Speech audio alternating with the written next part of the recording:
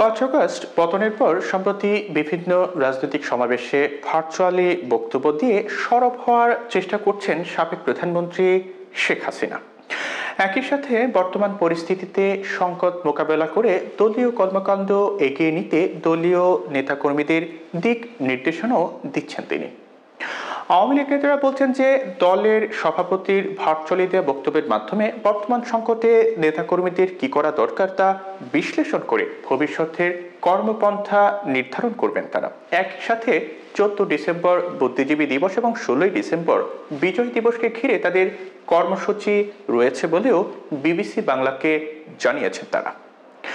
এদিকে বিএনপির দাবি শেখ হাসিনা একটা পলিটিক্যাল স্পেস পাওয়ার চেষ্টা করছে। এসব বক্তব্যে তার রাজনীতিতে ফেরা না ফেরার কিছু নেই।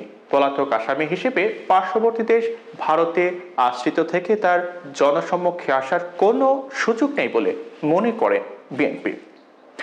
অন্যদিকে আওয়ামী লীগের বিভিন্ন জনসভায় শেখ হাসিনা ভার্চুয়ালি যেসব বক্তব্য দিচ্ছেন তা সম্পূর্ণ অন্যায়, অনভিপ্রেত বলে উল্লেখ করেছে জামায়াতে ইসলামী। আর পররাষ্ট্র উপদেষ্টা তৌহিদ হোসেন বলছেন যে ভারতে আশ্রয় নিয়ে শেখ হাসিনা বাংলাদেশ বিরোধী কথা বলে সরকারকে বিব্রত করার চেষ্টা করছে, যা দুই দেশের মধ্যকার দ্বিপাক্ষিক সম্পর্কের জন্য সহায়ক নয়। ডিসেম্বরের প্রথম সপ্তাহেই শেখ হাসিনা নিউ ইয়র্কে আওয়ামী লীগের একটি অনুষ্ঠানে ভার্চুয়ালি অংশ নিয়ে বক্তব্য দিয়েছেন। রোববার 8 আগস্ট লন্ডনে আরও একটি অনুষ্ঠানে ভার্চুয়ালি অংশ নিয়ে তিনি বক্তব্য দিয়েছেন। ভার্চুয়ালি দেওয়া এই বক্তব্যে শেখ হাসিনা সকল মিথ্যা মামলা প্রত্যাহারের দাবি জানিয়েছেন। 15 জুলাই থেকে যেসব হত্যাকাণ্ড হয়েছে সেগুলোর পূর্ণ তদন্ত করে বিচারের দাবিও জানিয়েছেন তিনি। একই সাথে বিভিন্ন স্থাপনায় অগ্নিসংযোগের বিচারও দাবি করেছেন শেখ হাসিনা। আওয়ামী লীগ নেতা খালিদ মাহমুদ চৌধুরী বিবিসি বাংলাকে বলছিলেন যে শেখ হাসিনার বক্তব্যে দলের নেতাকর্মীরা ভবিষ্যৎ কর্মপন্থা নির্ধারণ করতে পারবে।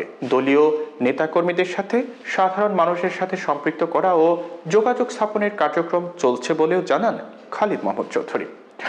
খালিদ মাহমুদ বলেন, দেশের এই যে সংকট, সেই সংকটে দেশের মানুষ দলের নেতাকর্মীদের কি করা দরকার, কি হওয়া উচিত, সেই বিষয়গুলো নিয়ে তিনি নির্দেশনা দিয়েছেন।